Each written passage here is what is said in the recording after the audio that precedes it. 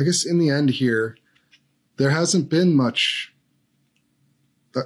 many accomplishments from the sort of reformers, the dissenters on the board, including yourself. There hasn't been a big uprising of NRA members to try and change the makeup of the board. In fact, voting in the board elections is at an all-time low, from what I understand, as far as percentages go. 3% of the eligible voters voted. Yeah, something like 75,000 votes that were actually counted this year, compared to 4.2 million members, which 4.2 million members is down a million from its peaks. The revenue's way down.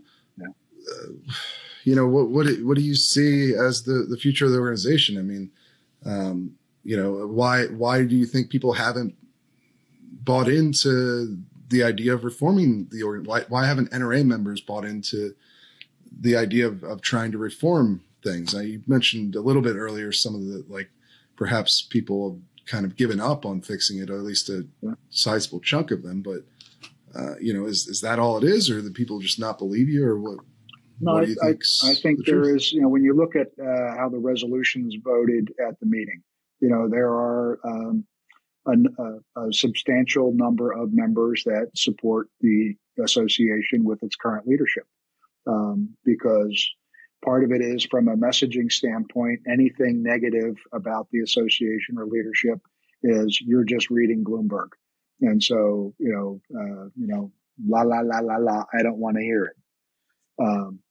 And so I think that's part of where many of the members are. The members who are trying to reform it, you get tired of beating your head against the brick wall, because it's not changing.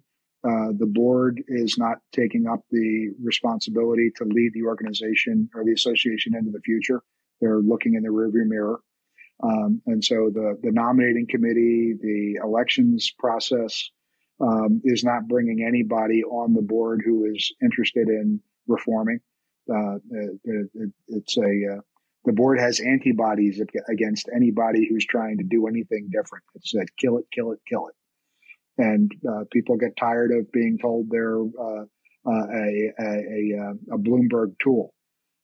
They're trying to do the right thing, and it's like, well, if you're not interested in getting it, I will take my energy elsewhere. And that's why you see USCCA and Firearms Policy Coalition and Second Amendment Foundation and GOA, their membership is growing, but they're still combined less than the NRA. Much less. Yes. I would say we need a strong NRA that is leading the fight. The challenge is, as the revenues have declined, the resources have been constrained, and the NRA is capable of doing less and less because it has less people to do. And they're celebrating that, yes, we accomplished this less, we accomplished these things, but it's less than we used to. And without a clear perspective of, your trend and trajectory is down. At some point it reaches an unsustainable level. So, when you're, I think I can phrase it this way. I'm trying very hard to make sure that I maintain my confidentiality, even as a former board member. But when an organization is cutting costs to keep its budget balanced, that means it's doing less. When you're leaving positions vacant, you're doing less. And an old boss of mine had a phenomenal line: "You cannot shrink yourself to prosperity." And the NRA as an association needs to grow itself into prosperity. And the growth needs to come from membership. That's why I talk about one of the boulders. Growing membership is what is the lifeblood of the association, and that's what makes it a formidable association protecting our rights. Right. For certainly that is the strength of the NRA, is the membership. I think that's something that is often overlooked in major media commentary about the NRA, but is undeniably true. And you can see the effects of losing membership on the group right now. But last question here, because I've kept you for longer than I said I would. But As we mentioned earlier, the vote count was very low, and the basis there is one other way to get on the board, as you have practiced yourself. It's difficult. It's the vast majority of board members get on there by going through the nominating committee, which is controlled, of course, by the board. But you can get on by petition, and the threshold for getting on the ballot by petition is a percentage of the votes cast, right? And now that there are so few votes being cast, the threshold is fairly low. It's a couple hundred signatures. 378. So do you plan to run again? And if not, do you see a plans to try and reinvigorate this sort of internal reform movement through having a lot of people run under that, this lower bar? Personally, I am not going to run again. Part of it is I've spent 4 years trying to do it, and I look at where things are and do not believe that I could affect the change that needs to be affected through the petition process.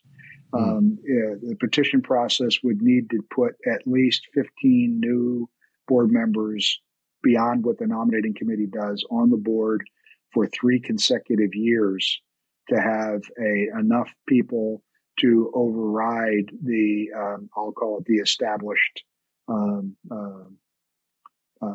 not going to leadership. Yeah, the established leadership. And even if they do, again, they're only at that outside fundraising board level. They don't get at that 20-person executive committee, because there would be until there's enough votes on the board to get people on the executive committee. Again, you need a majority of the board to do that. So you're going to need 38 board members working for reform to start to even affect the executive committee. Yeah, I think that math adds up. Yeah. And it does seem like a pretty bleak outlook for any internal reformers, anyone who wants to, remove Wayne LaPierre, essentially. Yeah. There's just not a lot of... The other one I'm going to be removing Wayne LaPierre is not going to change anything, because it's a systemic issue, and it's the executive council that really controls things. Wayne is executing what he does. So if Wayne is removed by the court and there's no other structural change made, nothing is going to change, because the executive council will put somebody in there who is going to execute what they want.